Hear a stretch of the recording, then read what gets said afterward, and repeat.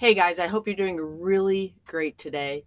This is the beginning of the year, and there's a few things that I think are super important for you to just go ahead and memorize it. Now, some of you, your sixth grade teacher probably already had you memorize these things, but if not, we're going to make sure everybody's on the same page so that when you have to do some other sorts of math and these fractions, decimals, percents, or situations come up, you'll know exactly what to do instantaneously. Just like you know that 3 times 4 is 12. Yeah, you know that because you memorized it. And so that's why you know it. So these are just some other facts that I want you to memorize. So if you look at this sheet here, a lot of them are just conversions. We have 1/4 is 0.25 and 25%. I had a sixth grader in Dallas teach me a rhyme. He said if 4 is the denominator, then quarters in your pocket. So 1/4 is 1/4, that's 25 cents. 2/4 is 2/4, that's 50 cents. And 3/4 is 75 cents. So just I thought that was super cool. So I thought I'd throw that in there. A half is 0.50. You can write it like point 0.5. It means the same exact thing. And then that's 50%. 3/4 is 0.75 and 75%. 1/8. Okay, guys, you got to memorize this one. If you have not memorized this one, you want to go ahead and memorize it because I don't know what it is, but in middle school, they like to throw that fraction at you all the time. And if you don't memorize 0.125, then you have to divide out 3 places. So go ahead and memorize it. 1/3 is 0.33 repeating, and I wrote it as a percent, 33 and 1/3%. That is the correct way to write that, just letting you know. And then 2/3 is 0.66666, 66 and 2/3 percent.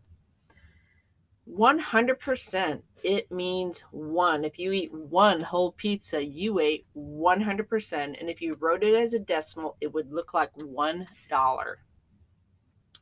3/2 and 5/2.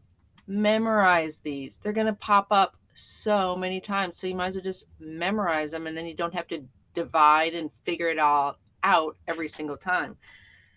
So 3/2 is 1.5, 1.5, which is 150%. 5/2 is 2.5, 2.5, or 250%. When you convert a whole number to a fraction, you put it over 1. And so that's going to come up in a lesson super soon. So just go ahead and learn it. Just know it. It's easy. Just memorize it. And let's move on to the next one. If I tell you that I have 1/5 of something or 25% of something, and you want to know how much that is, you multiply because of means multiplication. And again, that's going to come up really soon in the lessons this week, and it's going to come up all throughout the year. It's just going to come up in life. And so, if you need to know what 25% of something is in your real world situation, or you want to know how much 1/4 of something is because you're dividing up the pizza and there's 16 pieces and you want to know what 1/4 of 16 is, you multiply every time. Just change the of to a multiplication symbol and multiply. Okay. Let's see. Last but not least is order of operation. Guys, you got to know it.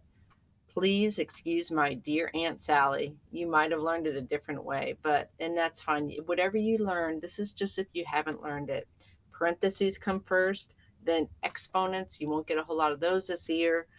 And then a division or multiplication, whichever comes first in the equation, and then addition, subtraction, whichever comes first. So just know those facts. You're going to be quizzed on it again and again and again. And they're not going to be makeup quizzes. They're just going to be, here's a quiz, got 100, awesome. And then a week or two later, oh, there's another quiz. Oh, you got another 100. Just get hundreds on all of them. So learn these, make flashcards, do whatever it is that you need to do. But memorize this.